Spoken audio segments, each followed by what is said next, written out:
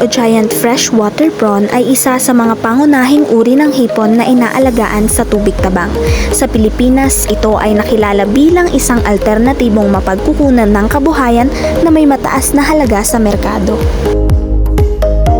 Ang pagpapanatiling malinis ng palaisdaan ay susi sa kalusugan ng mga alagang ulang.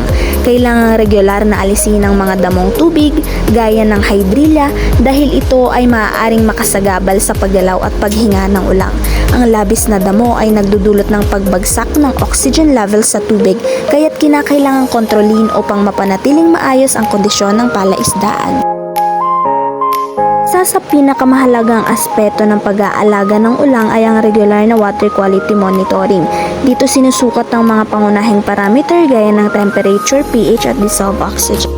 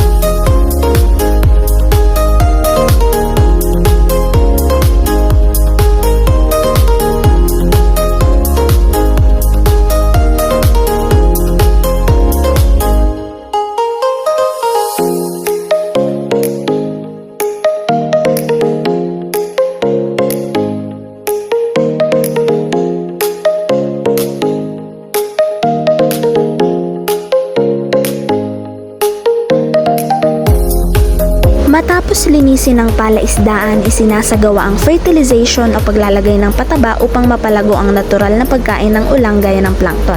Karaniwang ginagamit ang urea at ammonium phosphate bilang pangunahing pataba.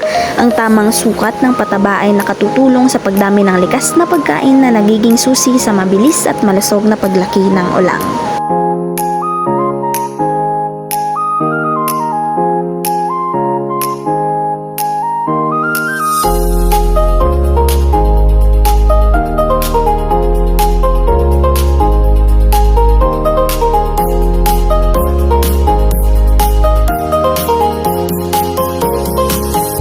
Sa pagpapakain, mahalagang magbigay ng balanseng nutrisyon. Ang mga ulang ay pinapakain ng commercial feeds na may mataas na protina. Ang pagpapakain ay karaniwang ginagawa 3 beses sa isang araw. Dapat iwasan ang sobrang pagpapakain upang hindi madumihan ng tubig at mapanatili ang kalinisan ng palaisdaan.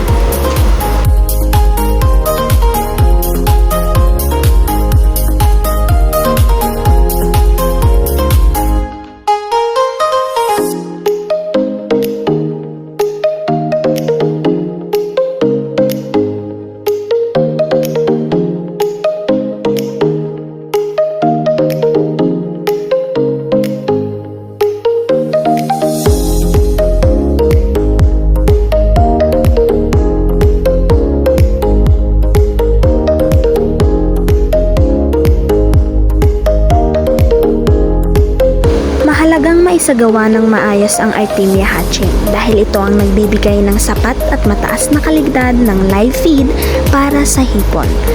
Kapag tama ang mga kondisyon tulad ng alat or salinity, temperatura, aeration at liwanag, mas marami ang napipisang Artemia cysts na nagre-resulta sa mataas na hatching rate. Ang mga bagong pisa o nuclei ng Artemia ay mayaman sa protina, lipid at essential fatty acids na kailangan ng mga larvae para sa mabilis na paglaki, mataas na survival rate at malusog na development. Sa kapaligtaran, kung hindi maayos ang hatching process, mababa ang bilang at kalidad ng nuclei na maaaring magdulot ng nutritional deficiency at mataas na mortality.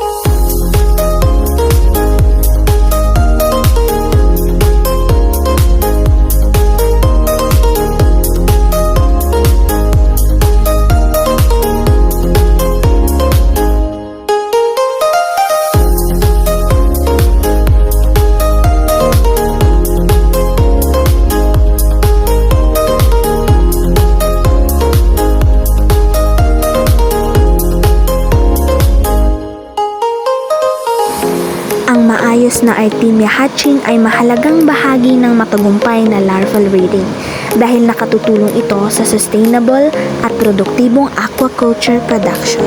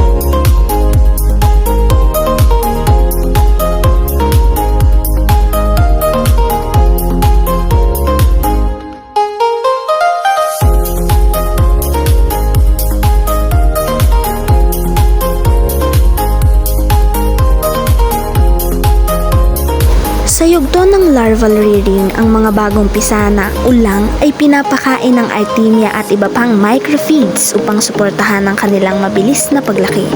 Mahalaga rin ang regular na pagpalit ng tubig, karaniwang kalahati ng kabuoang daming araw-araw upang mapanatili itong sariwa at ligtas sa bakterya.